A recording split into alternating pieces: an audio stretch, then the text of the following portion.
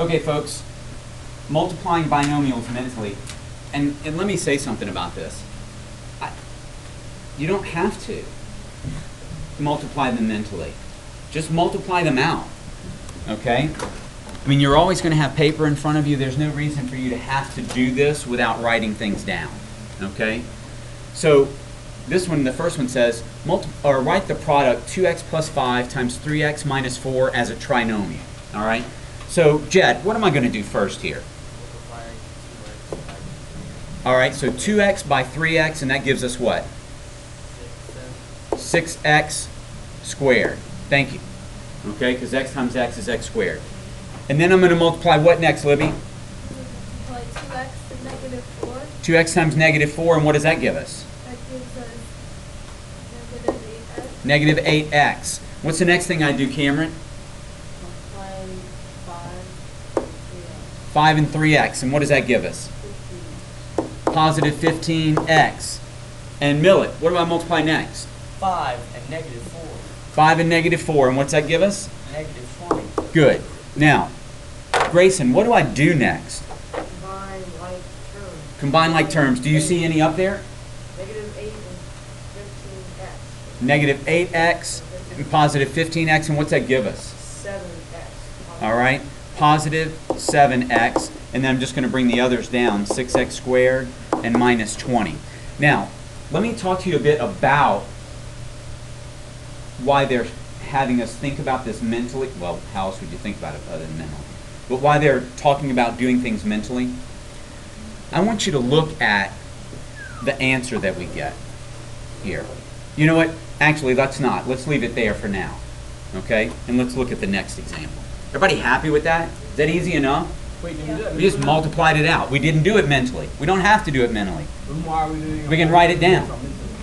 I'm sorry? We've already done it before, right? This is the title that they've given the section, but I don't care that you do this mentally. But is it the We're same- just going to work through the problems and just do practice. So basically, it's just practice section. Exactly. Okay. Exactly. Okay? All right. Let's see. I don't want... Oh. You know what? Maybe I do want on that side. That's all right. Okay. Okay. Now, folks, let's talk about this for just a second. It says each term of a trinomial, like 6x squared plus 7x minus 20, has a standard name.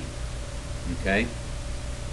A quadratic term is the term of degree 2. So in this one up here, which one is the quadratic term, boy? 6x squared. 6x squared, because it has a degree of 2. The power of x is 2. Okay? A linear term is a term of degree 1. Right? So Harrison, which one of those terms is the linear term? 7x.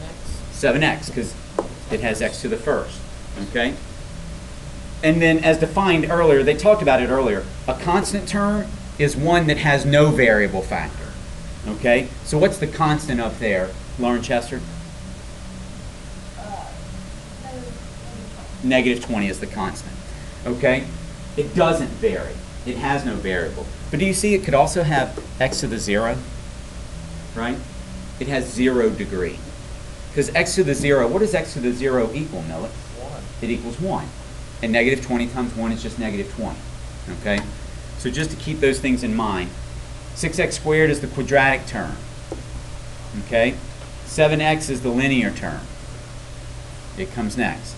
And then negative 20 is the constant. It goes at the end. Okay? Good enough? We're clear on that? Lauren, you good on that?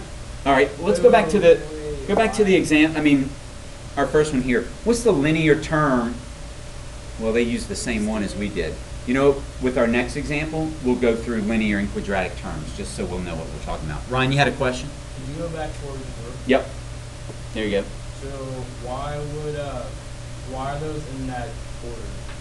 Why are they in this order? We always write them in decreasing degree. Degree 2, degree 1, no degree. I don't understand why they're, like, what makes them a linear or quadratic or constant term. Let's get it in the next in the next video. Okay. All right, hang on.